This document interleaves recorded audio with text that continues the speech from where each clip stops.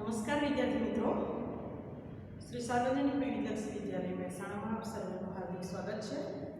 આપણે ધોરણ 9 વિષય સામાજિક વિજ્ઞાન ચેપ્ટર નંબર 16 આબોહવા જોઈ રહ્યા છીએ। તો અત્યાર સુધી આપણે આબોહવાની અંદર આપણે હવાનું દબાણ, ભેજ, બરાબર એ જોયું, મોસમ શબ્દ શાના પરથી આવ્યો એ જોયું, અને આબોહવાને અસર કરતા પરિબળો છે એ ગયા વિડીયોમાં આપણે જોયું।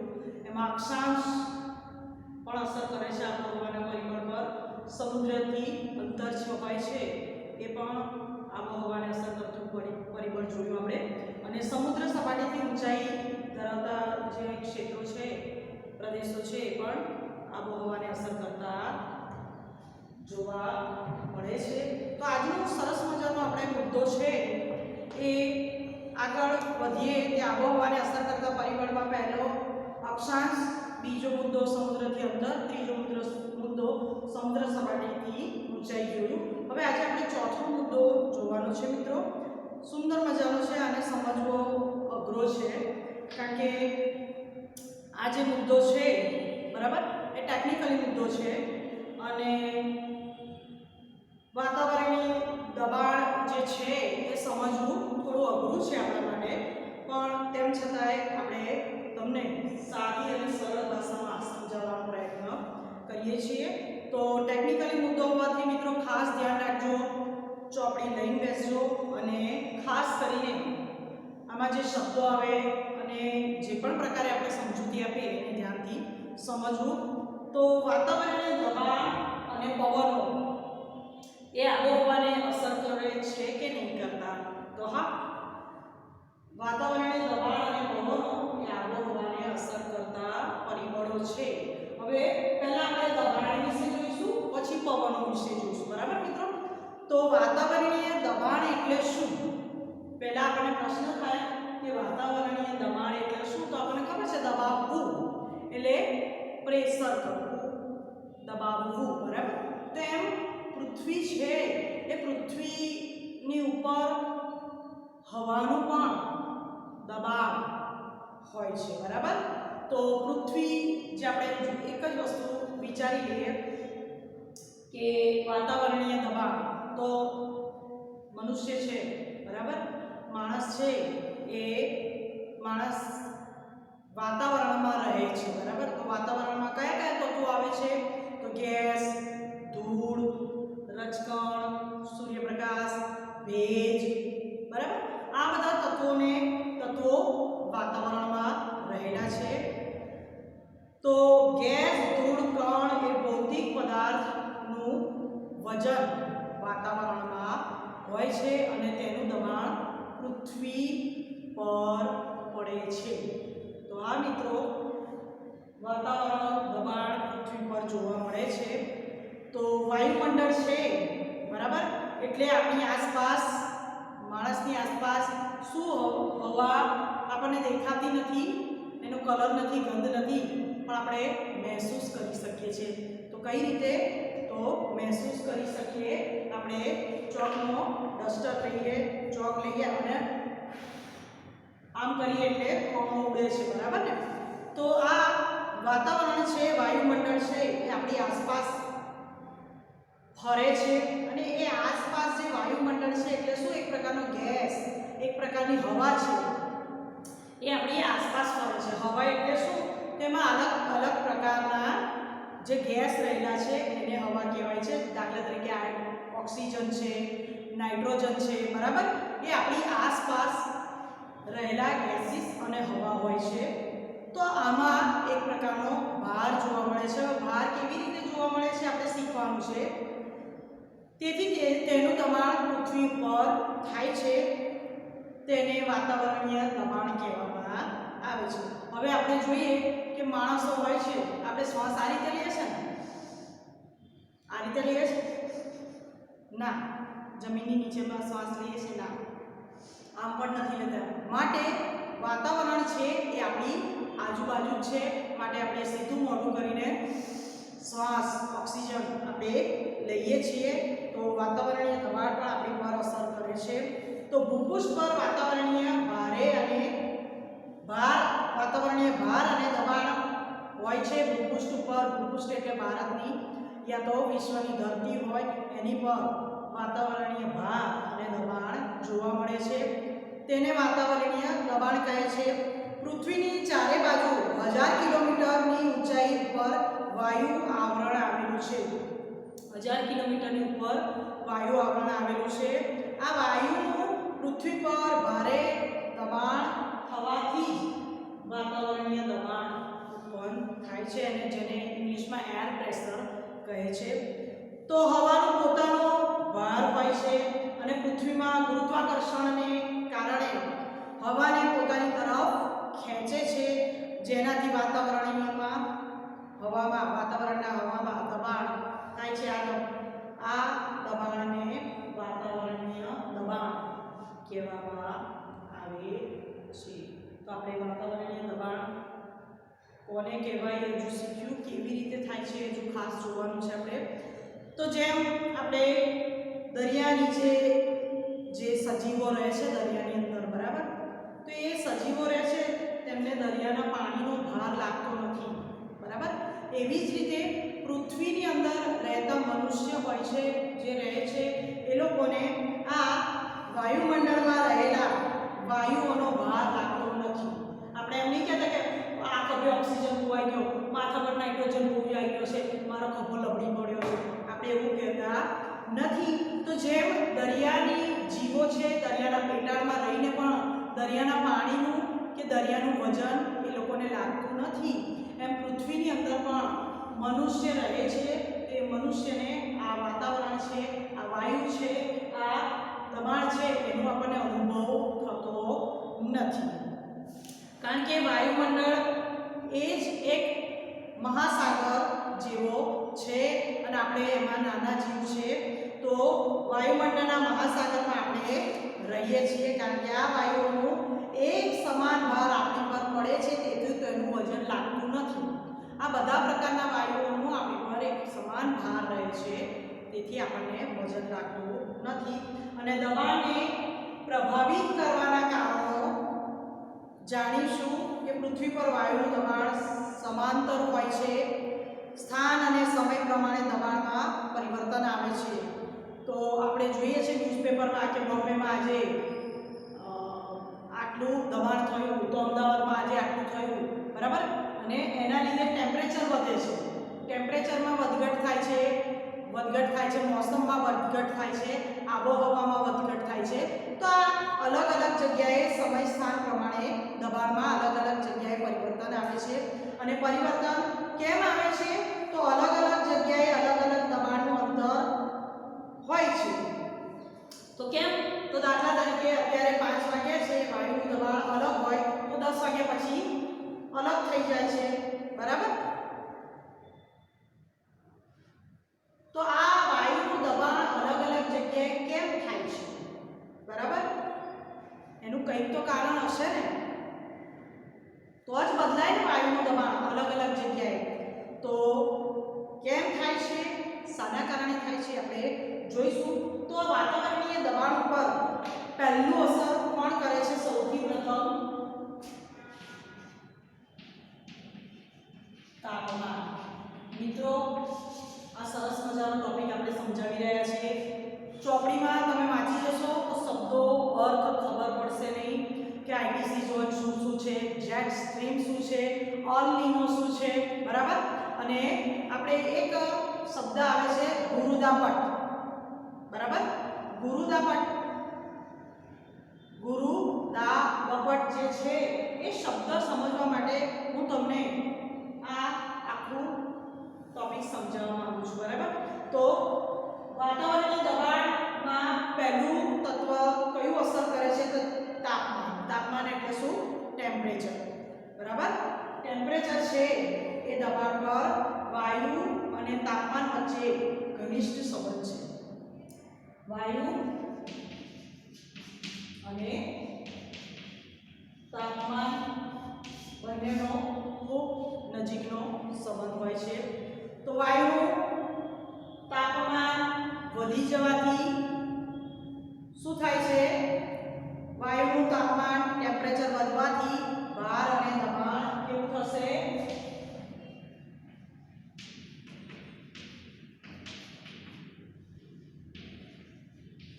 જો મિત્રો અહીંયા પણ એક સાયન્સનો નિયમ લાગે છે. કઈ રીતે? આપણે શરૂઆતમાં સમજાવ્યું કે જ્યારે પણ હવા છે એ હવા ગરમ થાય તો એ હવા ગરમ થાય એટલે કેવી થાય? ભારે થાય કે હલકી થાય? હલકી થશે. તો જેટલી ગરમી વધારે એટલી હવા હલકી થાય. કેમ હલકી થાય? કારણ કે હવાની અંદર જે ભેજ છે એ ભેજ સુકાઈ જાય છે સૂર્યપ્રકાશને કારણે. એટલે એક પ્રકારે એનો ભાર ઓછો થાય છે, તો દબાણ ઓછું જોવા મળે છે. તો સૂર્યોદય થાય, બપોરે તપેલો સૂર્ય વાયુને ગરમ કરશે, તે જ સૂર્ય વાયુને હીટિંગ આપશે તો વાયુ ગરમ થશે અને ટેમ્પરેચર વધશે કે ઘટશે? તો ટેમ્પરેચર શું થશે? વધશે. તેથી તેનો ભાર અને દબાણ શું થશે? ઓછું થશે. હંમેશા યાદ રાખજો, જ્યાં ટેમ્પરેચર, જ્યાં ગરમી વધારે હોય ત્યાં વાયુનું દબાણ કેવું હશે? ભાર અને દબાણ કેવું હશે? ઓછું હશે. આપણે એક ઉદાહરણ લઈએ કે આપણે એક તપેલી લીધી, તપેલીની અંદર આપણે લીટર પાણી ઉકળવા મૂક્યું અને ગેસ ચાલુ કર્યો. મિત્રો આપણે ઊભા જ રહીએ, અડધા કલાક પછી ગેસ બંધ કરી દઈએ તો પાણી કેટલું હશે? હે, કેટલું હશે? 800 ml થઈ જાય ને? તો 200 ml ક્યાં ગયું પાણી? તો એક પ્રકારની હીટિંગ ઊભી થઈ, હીટિંગમાં દબાણ ઊભું થયું અને એ દબાણના કારણે શું થયું? વરાળ થઈને વાયુ થઈને પાણી ઉડી ગયું. બરાબર ને? તો આ તપેલીમાં વજન વધ્યું પાણીનું કે ઘટ્યું? તો લીટર પાણી હતું એના કરતાં વજન કેવું થશે? ઘટશે. બરાબર? તો આ નિયમ આપણે યાદ રાખીશું. તો જ્યાં તાપમાન વધુ હોય ત્યાં વાયુનો ભાર અને દબાણ શું હશે? ઓછા હશે. કેમ? કારણ કે એ પાણી છે એ વરાળ થઈને વિસ્તરી જશે, વાયુમાં પ્રસરી જાય છે. બરાબર? તો આ પાણીનો ભાગ છે એ ઓછો થઈ જાય છે. ઓછો થઈ જાય છે એટલે એનો ભાર ઓછો થઈ જાય છે. બરાબર? તો એક પ્રકારે આ રીતે આપણે જોયું તો બાષ્પીભવન, વરાળ બની પાણી ઉડી જાય છે અને ગેસ થઈને વિસ્તરી જાય છે. તો ગરમી થવાથી પોઝિશન ખાલી થઈ જાય છે. જે થિકનેસ હોય એ ખાલી થઈ જાય છે ગરમી પડવાથી. પાણી જેમ ઓછું થઈ ગયું તેમ. બરાબર? આપણે આ યાદ રાખીશું. જ્યારે પાણી લીધું ત્યારે અડધી તપેલી હતું, આપણે આ ઉદાહરણ જોયું. બરાબર? અને ગરમી વરાળ થઈને એ વાસણમાં દબાણ વધારે થાય છે. બરાબર? તો ભાર અને દબાણ તપેલીમાં અતિશય ગરમ થવાથી ઓછો થશે. તપેલીમાં ભાર અને દબાણ. તો પોઝિશન શું થઈ જશે? ખાલી થઈ ગઈ તપેલી. 200 ml ની પોઝિશન ખાલી થઈ ગઈ અને એ રીતે ભાર અને દબાણ ઓછું થાય છે. તો ગરમી પડવાથી ભાર અને દબાણ ઓછું થાય છે. જ્યાં તાપમાન છે, આપણે ઉદાહરણ સારામાં સારું આપ્યું. મિત્રો યાદ રાખજો. તો તાપમાન વધવાથી પ્રેશર અને દબાણ કેવું થશે? ઓછું થશે.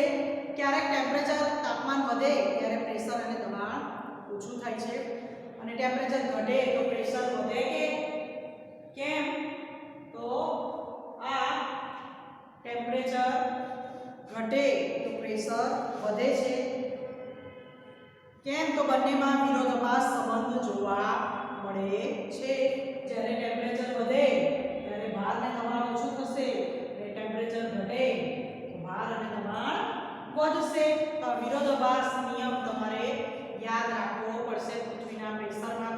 મિત્રો આ આપણે સમજાવવા માટે તમને સમજાવીએ છીએ. પરીક્ષામાં શબ્દો યાદ રાખવા જરૂરી છે, પણ આપણે ભાર અને પ્રેશર કેવી રીતે થાય છે એ તમને સમજાવી રહ્યા છે.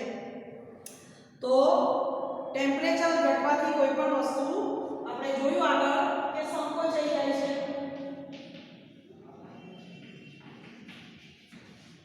તાપમાન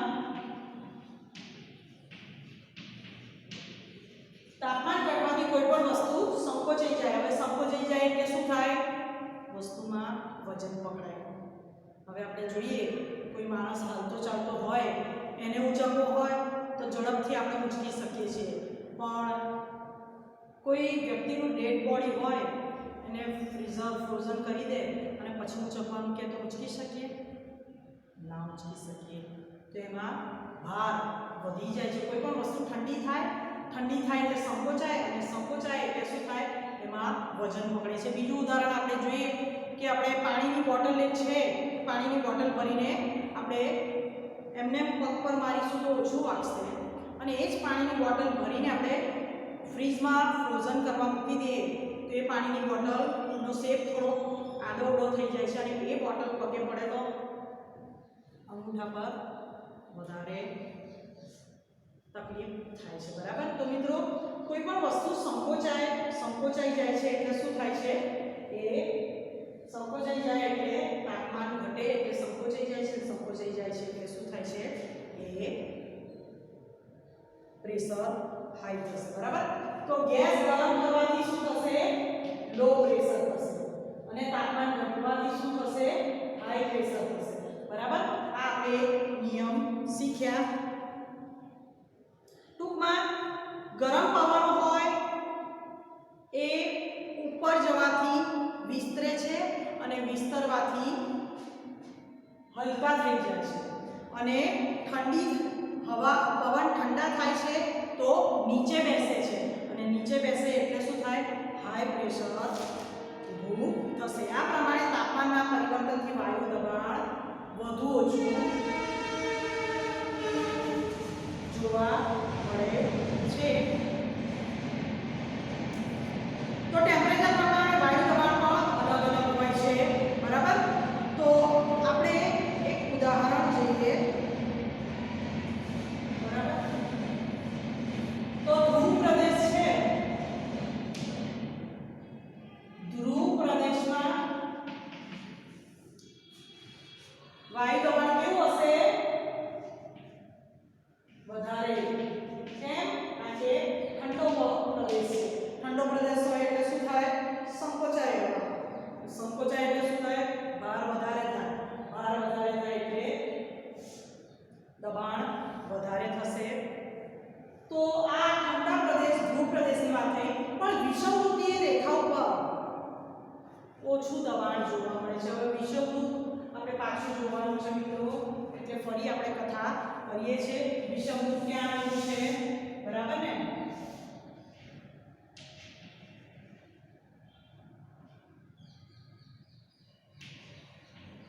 બરાબર? તો આ વિષુવવૃત્ત છે. તો ધ્રુવ પ્રદેશ છે ત્યાં વધારે દબાણ જોવા મળે છે, અહીંયા ઓછું.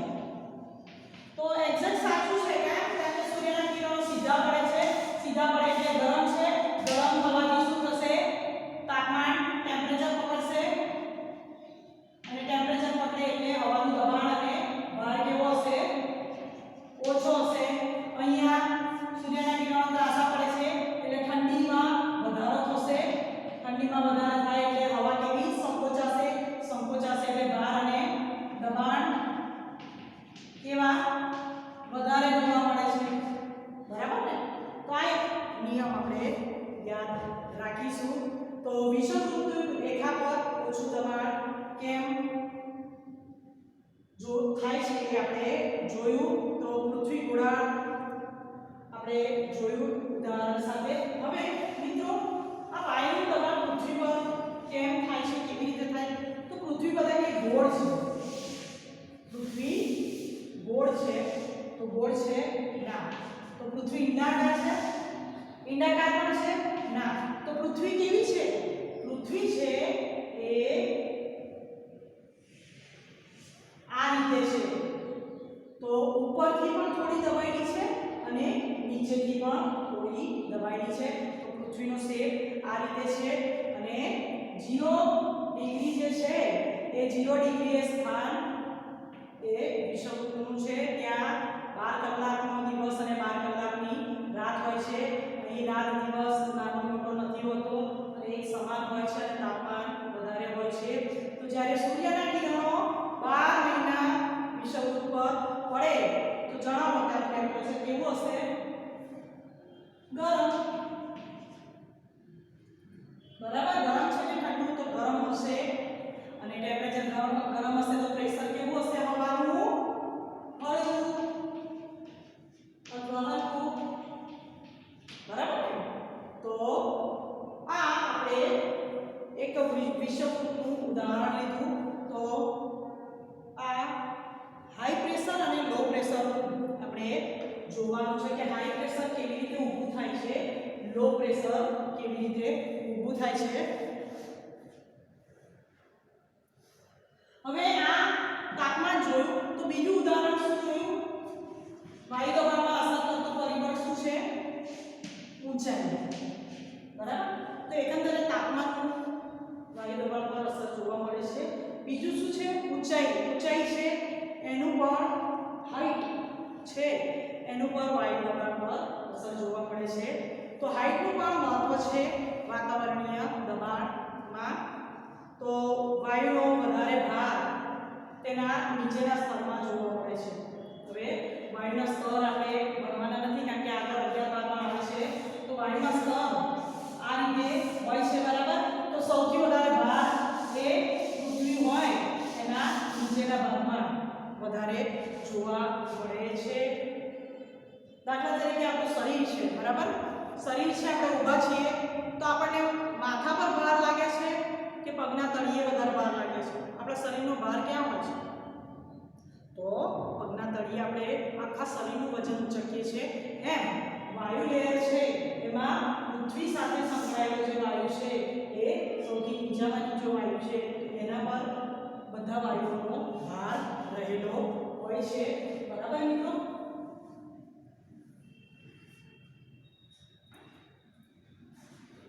તો બસ એક બાબત અહીં જોવા મળે છે. તો વાયુનો સૌથી વધારે ભાર તેના નીચેના સ્તરમાં જોવા મળે છે. પૃથ્વીની નજીક જે વાયુ હોય તેની ઉપર વધારે ભાર જોવા મળે છે. વરાળ, ધૂળ, ભાર વાયુ કોણ આ બધું અમુક અંતરે આપણને જોવા મળે છે. પણ એ અંતર પસાર કરીને આપણે ઉપર જઈએ તો આ બધું લેયર ઓછું થઈ જાય છે, જોવા મળતું નથી. હવે પ્લેન ઉડે છે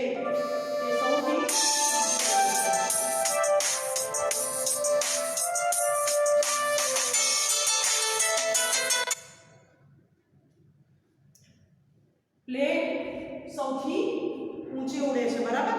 તો એ પ્લેન ઊંચે ઉડે છે, ઉપરના લેયરમાં કોઈ જ ગતિવિધિ નથી અને તેથી પ્લેન ઉડવામાં સરળતા રહે છે. તો કણ છે, ભાર વાયુ છે એ બધું એ પૃથ્વીના પહેલા બીજા સ્તરમાં આવે છે, ઉપરના સ્તરમાં કશું હોતું નથી. તો પૃથ્વીની નજીકનો વાયુ એ ભારે હોય છે, ગાઢ અને ભારે હોય છે. તો ઉપર જવાથી વાયુ હવા કેવો થશે? હલકો થશે.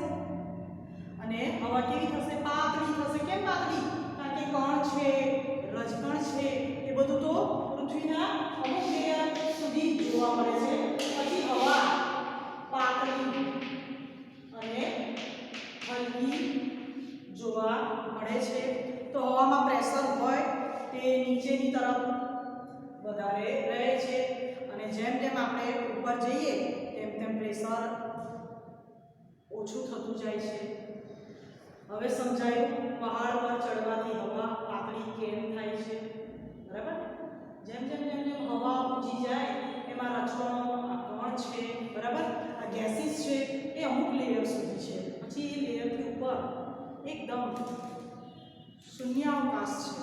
બરાબર. તો ત્યાં હવા સ્થિર પાતળી જોવા મળે છે.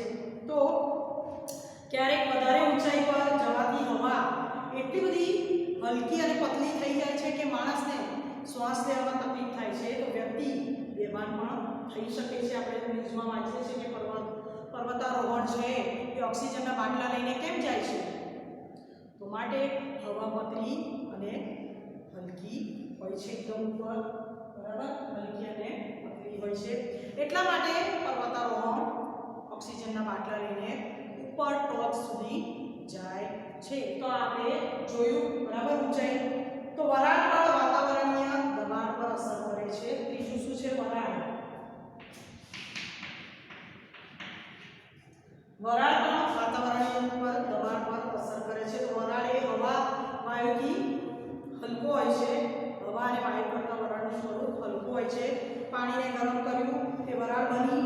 તો જે પાણી આંખોથી દેખાતું નથી તે પાણી આંખોથી ઓઝલ થઈ જાય છે. જે પાણી આંખોથી દેખાય છે એ પાણી આંખોથી ઓઝલ થઈ જાય છે. આપણી સમક્ષ જ હોવા છતાં પણ વરાળ બનીને ઉડી જાય છે. તો હવા અને વાયુથી વરાળ હલકી હોય છે. તો હવામાં જેટલી વરાળ હોય તેટલો વાયુ કેવો હશે? બરાબર, હવામાં જેટલી વરાળ હશે તેટલો વાયુ હલકો હોય છે. અને તો જેટલી વાયુ હલકી તેટલું દબાણ કેવું હશે? ઓછું. બરાબર, અને ઓછું હોય દબાણ, જેટલી વાયુ ભારે તેટલું દબાણ વધારે હોય છે. તો મોસમ પ્રમાણે ભેજની સ્થિતિ બદલાતી રહે છે. એના કારણે પણ વાયુ દબાણમાં વધઘટ જોવા મળે છે.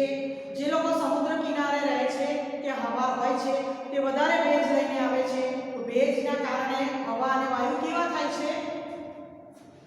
ભારે. હવે ભેજ અલગ સ્વરૂપ છે ને વરાળ અલગ સ્વરૂપ છે મિત્રો, એ ધ્યાન રાખજો. તો આ રીતે ભેજના કારણે હવા વાયુ ભારે થાય છે અને શુષ્ક મોસમમાં જ્યાં હોય ત્યાં આ વસ્તુ બદલાઈ જાય છે, ત્યાં વાયુ દબાણ ઓછું થઈ જશે. શુષ્ક મોસમ હોય ત્યાં વરાળનું સ્વરૂપ વધારે જોવા મળે છે. આપણે જોઈએ કે ઉનાળાની અંદર કપડાં છે જલ્દી સુકાઈ જાય છે અને શિયાળામાં કપડાં જલ્દી સુકાતા નથી. તો એની અંદર ભેજ રહે છે, વજનદાર પણ લાગે છે. ઉનાળામાં કપડાં સૂકવે એકદમ હલકા ફુલકા થઈ જાય છે. કેમ? કારણ કે વરાળ સ્વરૂપે એ ઉડી જાય છે. તો આ આપણે વરાળ પણ વાતાવરણીય દબાણને અસર કરે છે.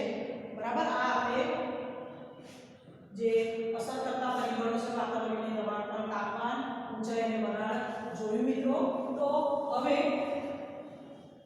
આપણે આ સમજવા માટે આપણે જોઈએ છીએ, પછી આપણે ચોપડીમાં વાંચીને સમજાવીશું, પણ સમજવું જરૂરી છે કારણ કે એક એક શબ્દ અગત્યનો છે અને આ એક વિજ્ઞાન જોડે સંબંધ રાખતો આ ચેપ્ટર છે એને આપણે ધ્યાનથી સમજીશું મિત્રો. તો હવે આપણે પરિભ્રમણ અને પરિક્રમણ આપણે જોવા જઈ રહ્યા છીએ. કેમ પરિભ્રમણ ને પરિક્રમણ? કારણ કે પવનની દિશા બદલાવ છે એ પરિભ્રમણ અને પરિક્રમણ પર જ કામ કરે છે. બરાબર, તો પરિભ્રમણ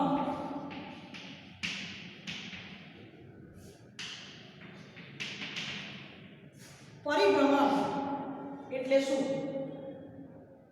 અને પરિક્રમણ એટલે શું? તો પરિક્રમણ એટલે પરિક્રમા કરવી. યાદ રાખજો, પરિક્રમણ એટલે શું? પરિક્રમા કરવી. આપણે કોઈ વડલો હોય અને વડલાને પાણી ચડાવીએ એને શું કરી કહેવાય? પરિક્રમા કરી કહેવાય. બરાબર, ગોળ ગોળ એક જ વસ્તુની આસપાસ ગોળ ગોળ ફરવું એને શું કહેવાય? પરિક્રમા થઈ કહેવાય. તો સૂર્યની આજુબાજુ પૃથ્વી જે ફરે છે, સૂર્યની આજુબાજુ જે પૃથ્વી ફરે છે એને શું કહેવાય છે? પરિક્રમા. બરાબર કહેવાય. અને સૂર્યની આજુબાજુ પૃથ્વી એક ચક્કર લગાવતા વર્ષ ફરે છે. એક વર્ષ થાય ને, સૂર્યની આજુબાજુ પૃથ્વીને એક ચક્કર લગાવતા એક વર્ષ થાય છે. આ ગતિને કેવી ગતિ કહેવાય છે? વાર્ષિક ગતિ. બરાબર, તો પરિભ્રમણ એટલે શું? તો પૃથ્વી પોતાની ધરી પર ફરે છે. ધરી એટલે જોવા મળે છે. ધરી પર એટલે પોતાની જગ્યાએ ફરવું અને પરિક્રમણ એટલે જગ્યાએ ફરતા ફરતા ગોળ ફરવું. બરાબર ને? તો આ રીતે પૃથ્વી પરિભ્રમણ પણ કરે છે. તો પરિભ્રમણ એટલે પોતાની જગ્યાએ ગોળ ગોળ ફરે છે અને ગોળ ગોળ ફરીને એ પરિક્રમણ પણ કરે છે. તો પોતાની ધરી પર ફરે છે પૃથ્વી. પોતાની ધરી પર એક ચક્કર લગાવતા કેટલા 24 કલાક થાય એટલે એક દિવસ. બરાબર ને? એક દિવસ પોતાની ધરી પર ફરતા પૃથ્વીને થાય છે. તો આ ગતિને પરિભ્રમણ કહેવાય છે. આવું પૃથ્વી રોજ કરે છે. તેથી આ ગતિને દૈનિક ગતિ પણ કહેવામાં આવે છે. તો પૃથ્વીનું ફરવાનું રોટેશન પ્રક્રિયા પણ વાયુ દબાણ પર અસર કરે છે. તો પૃથ્વી ફરે છે કઈ તરફ? તો કઈ તરફ પૃથ્વી ફરે છે ખ્યાલ છે? સૂર્યોદય કઈ તરફ થાય છે? પૂર્વ કે પશ્ચિમ? હે? તો પૃથ્વી ફરે છે પશ્ચિમથી પૂર્વ દિશા તરફ. બરાબર? પશ્ચિમથી પૂર્વ. પૂર્વ કઈ બાજુ? સૂર્ય ઉગે છે એ બાજુ અને આથમે છે પશ્ચિમ. તો પશ્ચિમથી પૂર્વ દિશા તરફ પૃથ્વીનું ફરવાનું છે. આમ ફરે છે હો મિત્રો, આમ નથી ફરતી પૃથ્વી, યાદ રાખજો. એટલે પશ્ચિમથી પૂર્વ દિશા તરફ પૃથ્વી ફરે છે. તો એટલા માટે સૂર્યોદય પૂર્વ બાજુ થાય છે અને સૂર્યાસ્ત પશ્ચિમ બાજુ થાય છે. તો આ પૃથ્વીનું જે રોટેશન છે એ પણ એક વાતાવરણીય દબાણ પર અસર કરે છે. કુલ પૃથ્વી ઉપર 7 બેલ્ટ આવેલા છે. હવે આપણે ગુરુદાબપટ, બરાબર, ગુરુદાબપટ બાબટ પટ્ટાઓ જે છે એ પટ્ટાઓને સમજવાના છે મિત્રો. ઝીણામાં ઝીણી ચર્ચા કરી છે. તમને આ વાતાવરણીય દબાણ અને પવનો કઈ રીતે અસર કરે છે માટે આપણે સરસ મજાનું ટોપિક તૈયાર કરીને સરસ લાવ્યા છે. તો ગુરુદાબપટ જે પટ્ટાઓ છે, દબાણ પટ્ટાઓ, એને આપણે જોઈ લઈશું. તો દબાણ પર પૃથ્વીનું રોટેશન પણ વાતાવરણીય દબાણ પર અસર કરે છે, આપણે જોયું. હવે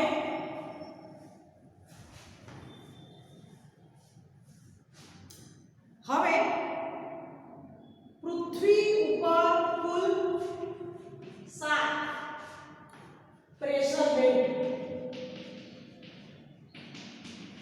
પ્રેશર બેલ્ટ એને શું કહેવાય છે? એને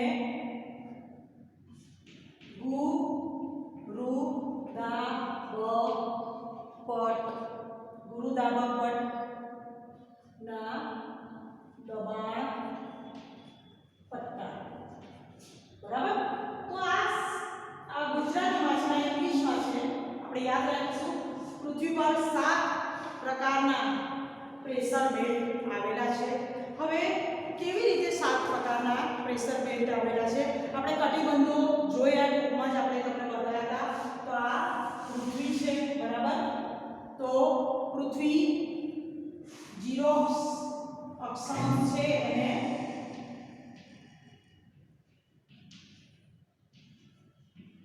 બરાબર એ વિષુવવૃત્ત છે. પછી આ 90° નો ખૂણો છે, ત્યાં ઉત્તર ધ્રુવ છે. પછી આ 90° નો ખૂણો છે, ત્યાં દક્ષિણ ધ્રુવ છે. બરાબર? હવે બાકી કયા રહ્યા? તો ઉષ્ણકટિબંધ, સમશીતોષ્ણ કટિબંધ. બરાબર? તો હવે આ જે બે બેલ્ટ છે, બરાબર, તો અહીંયા 30° એ પણ એક પ્રકારનો બેલ્ટ છે અને પછી 60° બેલ્ટ રહેલો છે. બરાબર? તો આપણે જોયું વિષુવવૃત્તથી ઉષ્ણકટિબંધીય પ્રદેશ છે, પછી સમશીતોષ્ણ ચાલુ થાય, આપણે જોયું. તે પ્રકારની વાત કરીએ તો અહીંયા સૂર્યના કિરણ સીધા પડે છે એટલે તાપમાન ગરમ થાય છે એટલે હવાનું પ્રેશર હલકું રહે છે આપણે જોયું હવે આ 30° છે બરાબર તો એની અંદર અહીંયા હાઈ પ્રેશર બરાબર પછી અહીંયા પણ હાઈ પ્રેશર ઉત્પન્ન થશે પછી લો પ્રેશર અને અહીંયા હાઈ પ્રેશર ઉત્પન્ન થશે આ બધું સમજવું ટૂંકમાં સમજાય છે બહુ ડીપમાં છે મિત્રો તો જેમ જેમ વાતાવરણ ઉપર જતું થશે એમ ટેમ્પરેચર એ વધઘટ જોવા મળે છે પછી અહીંયા પણ 30 જે છે એ હાઈ ટેમ્પરેચર રહેશે લો ટેમ્પરેચર રહેશે અને અહીંયા હાઈ ટેમ્પરેચર રહેશે બરાબર તો આપણે આ એક પ્રકારના પટ્ટા હોય છે નોર્થ પટ્ટા આને કહેવાય ઉપરના ભાગના અને સાઉથ પટ્ટા આને નીચેના કહેવાય તો પ્રેશર બેલ્ટ છે એ આ રીતના 7 પ્રકારના વહેંચાયેલા હોય છે 0° નો કેટલો બેલ્ટ જોયો આપણે એક બેલ્ટ છે આપણી જોડે પછી બે બેલ્ટ કયા છે 90° ના કેટલા છે બે બેલ્ટ થયા પછી 60° ના કેટલા છે 60° ના બે બેલ્ટ થયા અને 30° ના પણ બે બેલ્ટ થયા તો 2006 ને 60 પ્રેશર બેલ્ટ આ પૃથ્વી પર આવેલા છે તો જેમ કમર બેલ્ટ આપણે લગાડીએ તેમ પૃથ્વી પર પણ એવા પ્રકારના બેલ્ટ આવેલા છે તો 0 ફૂટ રેખાથી 12 મહિના ગરમીને કારણે તાપમાન વધારે રહે છે તો વાયુ દબાણ કેવું રહેશે હલકું રહે છે બરાબર અને ત્યાં જમીન ગરમ હોવાથી હવા ગરમ રહેશે અને હવા હલકી થઈ ઉપર જતી રહે છે વાયુ ઉપર જવાથી પૃથ્વી ઉપર લો પ્રેશર થશે બરાબર તો ત્યાં લો પ્રેશર હોય ત્યાં હવા તરફ મારે છે ટૂંકમાં આપણે બસનું ઉદાહરણ દઈએ તો બસ ગીચમ ગીચ ભરેલી છે અને નવા પેસેન્જર આવે પણ નવા પેસેન્જર ક્યારે બેસી શકે જ્યારે જૂના પેસેન્જર ઉતરી જાય ત્યારે તો હવાનું પણ એક એવી જ ગતિવિધિ છે કે જ્યાં હાઈ પ્રેશર ઊભું થશે ત્યાં હવા ઉડી જશે અને પાછી હવા ઉડી જાય ત્યાં લો પ્રેશર થશે અને લો પ્રેશર થાય એટલે હવા પાછી ઠંડી હવા નીચે આવે ઠંડી હવા નીચે આવે એટલે પેલી હવા ગરમ થઈને ઉપર ઉડી જશે તો એ પૃથ્વીના તાપમાનમાં આ પ્રક્રિયા સતત ને સતત ચાલતી રહે છે તો આ બેલ્ટમાં પણ ગરમ હવા જ્યારે ઉપર જાય છે ત્યારે ઠંડી હવા નીચે આવે છે ઠંડી હવા નીચે આવે છે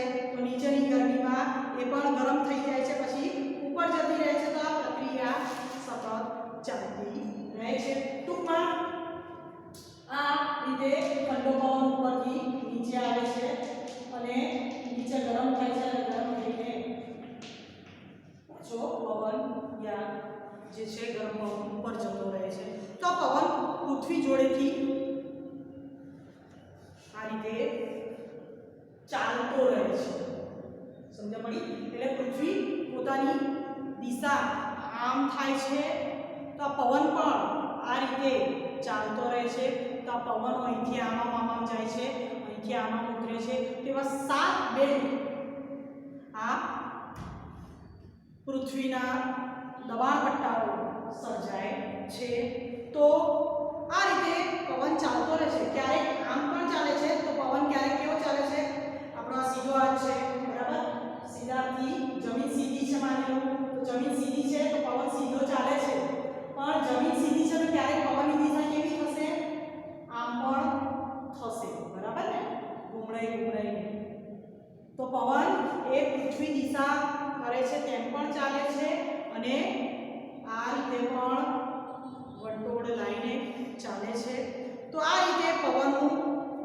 મિલન થાય છે બે પવનનું કયા ગરમ અને ઠંડા પવનનું આ મિલન થાય છે બરાબર તો ઠંડા અને ઉપરથી આવતા ઠંડા પવનો અહીંથી આવતા ગરમ પવનો એ આમ પણ વાય છે અને સીધા પણ વાય છે આમ પણ વાતા જોવા મળે છે અહીંથી આમ પણ વાય છે અહીંથી આમ પણ વાય છે તો એક પ્રકારનું પવનનું મિલન થાય છે તો આ રીતે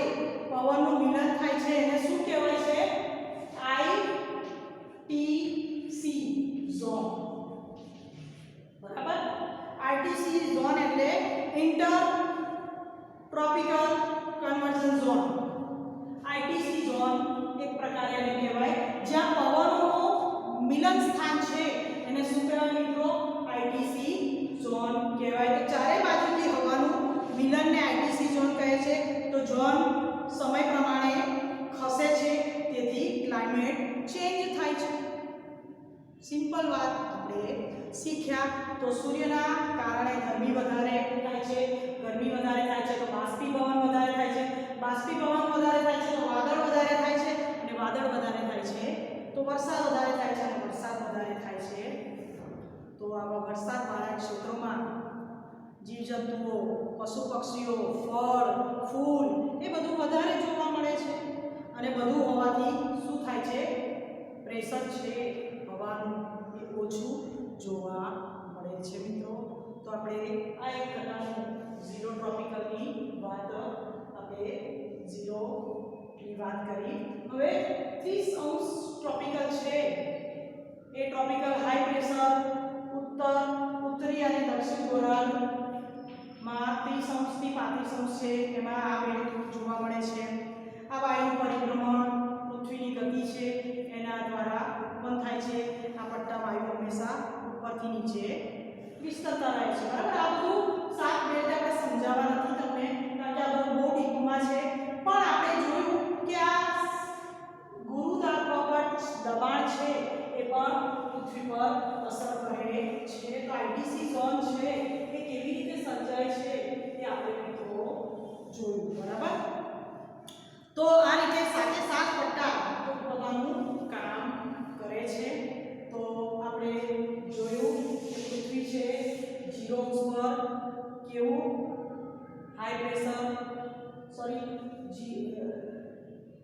હવે આ બધામાં આપણે નથી પડવું કારણ કે વધારે સમય લાગશે. તો આ 7 બેલ્ટની આપણે વાત કરી.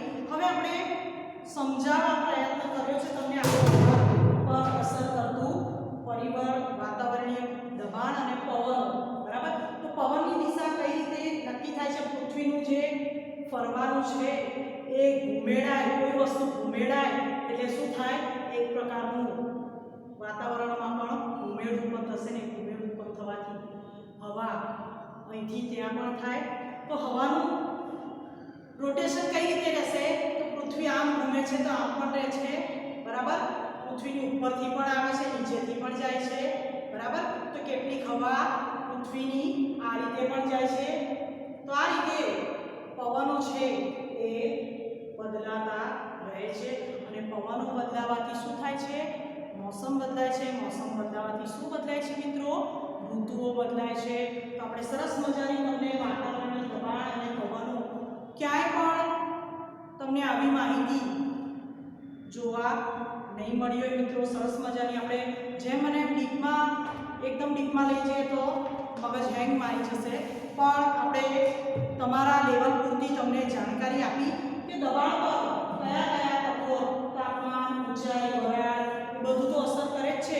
પૃથ્વી રોટેશન એ પણ અસર કરે છે. અને રોટેશન આઈટીસી ઝોન કઈ રીતે? તો પવનોની આપ-લે થાય છે. અને આપ-લે થવાથી જ્યાં મિલનનું સ્થાન હોય છે અને આઈટીસી ઝોન કહેવાય છે એ પણ આપણે શીખ્યા. તો હવે આપણે ચોપડી તરફ જોઈએ. આ તમે સમજી ગયા છો. ચોપડી વાંચીને હું તમને સમજાવી રહી છું. તો ભારત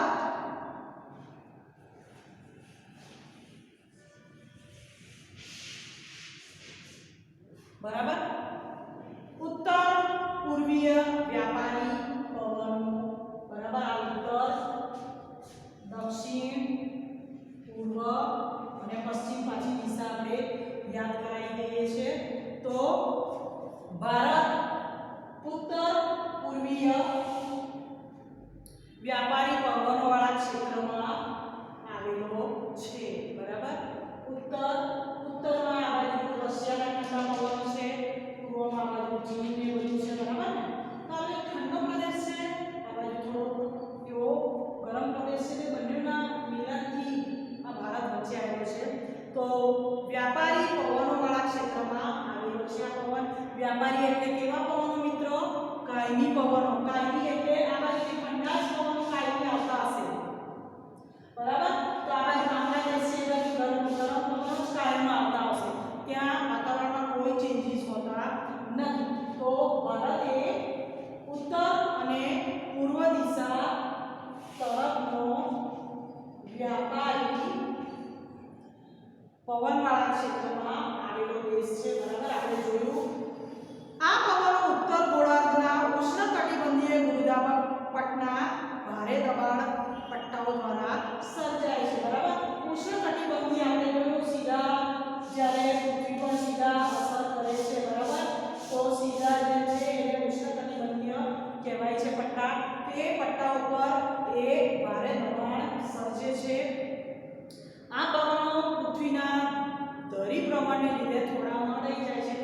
ધરીભ્રમણ, હવે પૃથ્વી સીધી હોય તો પવન સીધા જ હોય, તો પૃથ્વી પોતાની ધરી કરતા થોડી વળેલી છે. મિત્રો, આપણે પૃથ્વીનો ગોળો લાવીશું ઋતુ પરિવર્તનની અંદર ફરી આપણે વાત કરીશું તમને. તો પૃથ્વી છે એ પોતાની ધરી કરતા થોડી વળેલી છે. પૃથ્વી સીધી હોય તો પવન સીધા, પૃથ્વી વળેલી છે એટલે પવનની દિશા પણ બદલાય છે. બરાબર, તો પવન છે એ આમ પણ અસર કરે છે, આમ પણ ફેલાય છે, આમ પણ જોવા મળે છે. પછી કેવી રીતે અહીંથી આમ પણ ફરે છે, અહીંથી આમ પણ ફરે છે, આમ પણ ફરે છે. પવનની દિશા આ રીતે થાય છે. તો ધરીભ્રમણને લીધે થોડા મરડાઈને વિષુવવૃત્ત તરફ વાય છે. ભૂતકાળમાં દરિયાઈ માર્ગે થતા વેપારી માટે આ પવનોનો લાભ લેવામાં આવતો હતો. તેથી આ પવનને વેપારી પવન કહેવામાં આવે છે. મિત્રો, દરિયામાં આપણે જોઈશું કે પૂર્વથી પશ્ચિમ તરફ જ એક ધરી હવા વાય એટલે દરિયા કિનારાના માણસો છે એમને ખબર પડી જાય છે કે પવન આ બાજુનો જ છે, એટલે એ બાજુની દિશામાં જ એ લોકો વેપાર કરવા જશે, વિરુદ્ધ દિશામાં નહીં જાય. માટે એને શું કહે છે? વ્યાપારી પવનો કહે છે. એક ધારા વાય છે માટે. આ પવનો ભૂભાગમાંથી ઉત્પન્ન થઈને વાતા હોવાથી સામાન્ય રીતે ભેજનું પ્રમાણ ઓછું હોય છે. ધરતીમાં ગરમ થયેલી હોય ધરતી એટલે ભેજનું પ્રમાણ ઓછું જ હોય ને. પરંતુ ભારતની દક્ષિણે હિંદ મહાસાગર, બરાબર, હિંદ મહાસાગર આવેલો છે. પશ્ચિમે અરબ સાગર અને પૂર્વમાં બંગાળની ખાડી આવેલી છે. આ વિશાળ જળરાશિને લીધે તેના ઉપર વાતાવરણ કેવા હોય છે? ભેજવાળા. અને ભારતમાં એ ભેજવાળા પવનો શું લાગે છે? વરસાદ. તો જમીન છે ત્યાં સૂકા પવનો હોય છે, ભેજ ઓછું હોય છે. બરાબર, તો ભેજનું પ્રમાણ ઓછું હોય છે, તો આમાં ભેજનું પ્રમાણ વધારે હોય છે. તો એનાથી ભેજવાળા પવનો ભારતમાં આવવાથી શું થાય? વરસાદ આવે છે. શિયાળામાં હિમાલય ઉત્તરમાં ભારે દબાણ હોય છે. હવે દબાણ આપણે સમજીશું. બરફ છે, ઠંડુ વાતાવરણ છે એટલે ભારે દબાણ હોય. તો ઉત્તર ભાગમાં શિયાળામાં ભારે દબાણ હોય છે. આ ક્ષેત્રમાં ઠંડા અને સૂકા પવનો દક્ષિણના હળવા દબાણના સમુદ્રી વિસ્તારો તરફ વાય છે. આ પવનો અહીંયા આવવાનો પ્રયત્ન કરે છે. અને ઉનાળામાં મધ્ય એશિયામાં અને ભારતમાં ભૂમિભાગમાં ઊંચા તાપમાનને કારણે હવાનું હળવું દબાણ રચાય છે.